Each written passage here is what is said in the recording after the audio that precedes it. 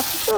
Tunggu kejap, memandangkan ramai sangat yang berminat dengan video golden garlic beef hari tu, dan ada juga yang komen ganti dengan ayam boleh ke tak. Jom hari ni kita masak golden garlic chicken. Memang sedap. Semua boleh kita perapkan ayam kita dengan sos tiram, minyak bijan, sedikit tepung jagung, 1 biji telur putih, dan kita gaulkan sampai sebati elok dan kita perapkan seketika.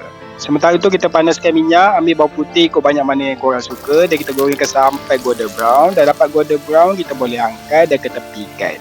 Ambil ayam yang kita perap tadi, lepas tu kita gorengkan juga dalam minyak yang sama. Masakkan sampai ayam tu betul masak dan garing bahagian luar. Lepas tu kita boleh angkat dan ketepikan juga. Buangkan minyak lebihan tadi, kita cairkan butter. Lepas tu boleh masukkan bawang putih cincang dan kita tumiskan sampailah golden brown. Lepas tu kita boleh masukkan ayam dan bawang putih yang kita masak tadi. Masakkan seketika sampai sebati elok. Lepas tu kita masukkan bancuan sos. Untuk sos ni kita campurkan sos tiram, kicap pekat, kicap cair. Perasakan dengan brown sugar, sepolah hitam dan sedikit garam. Masukkan sedikit air dan kita kacaukan sampai ia sebati. Lepas tu kita boleh masukkan dalam masakan kita tadi. Gaulkan sampai ia sebati elok dan kuah sedikit pekat. Air sekali kita boleh taburkan daun bawang. Kacaukan dia sekejap. Bila rasa semua dah balance, boleh tutup api dan makanan siap untuk dihidangkan. Siap resepi kita hari ni, golden garlic chicken. Memang tak menyesal buat. Untuk rasa pula nak bandingkan dengan daging hari tu, yang ayam ni taklah sejuicy dan berlemak macam kita guna daging hari tu.